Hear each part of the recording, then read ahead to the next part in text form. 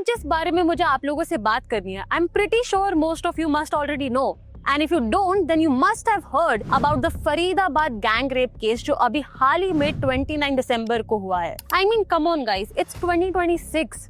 देश ने कहां से कहां तरक्की कर लिया है, क्या कुछ नहीं बदल गया है, पर विमेन सेफ्टी के नाम पे कोई प्रोग्रेस नहीं है। वो 25 साल की औरत, and let me tell you, वो 3 बच्चों की माँ है। वो 25 साल की औरत रात को ऑटो रिक्शा का बस वेट कर रही थी, और उसकी गलती कि उसने 2 लोगों पर भरोसा कर लिया।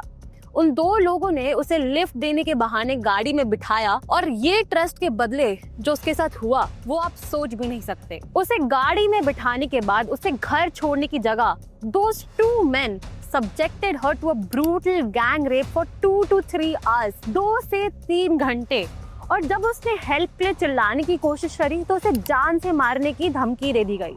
और फिर फाइनली रात को 3 बजे SMG नगर में राजा चौक के पास उसे चलती गाड़ी से फेंक दिया। उसे हेड इंजरीज और फेशियल इंजरीज इतनी ज्यादा हुई है कि उसे मल्टीपल स्टिचेस लगे हैं, और इस सब की वजह से ट्रॉमा इतना इंटेंस और इतना गहरा कि उसकी फैमिली के अकॉर्डिंग वो कुछ बोलने की हालत में ही नहीं है। यहाँ तक कि उसके बच्चे भी उसे देखने से डर रहे हैं। बट गाइस, इस केस में मानना पड़ेगा that for a change Faridabad police ने बहुत ही स्विफ्ट और फास्ट एक्शन लेकर उन 2 अक्यूज्ड को अरेस्ट कर लिया है, उनकी वैन को सीज कर लिया है और FIR तक फाइल कर दिया है। इन्वेस्टिगेशन अभी भी चल रही है।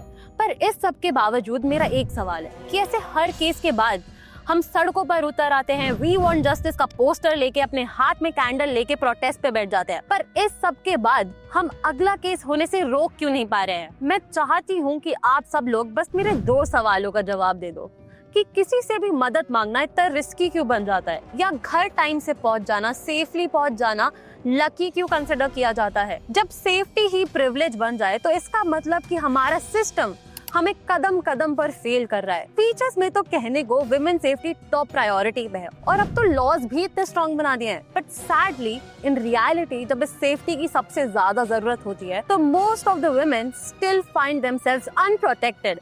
अगर आप चाहते हो कि ये सब यहाँ खत्म ना हो, ये एक और कहानी बन के ना रह जाए, तो प्लीज वीडियो को लाइक करो, शेयर करो और अपनी आवाज कमेंट सेक्शन में उठाओ, ताकि अगला 2012 निर्भया केस या 2025 फरीदाबाद केस होने से हम रोक सकें। Also subscribe to the channel, क्योंकि मैं आपसे मिलूंगी right here on the No Cap with another true crime story.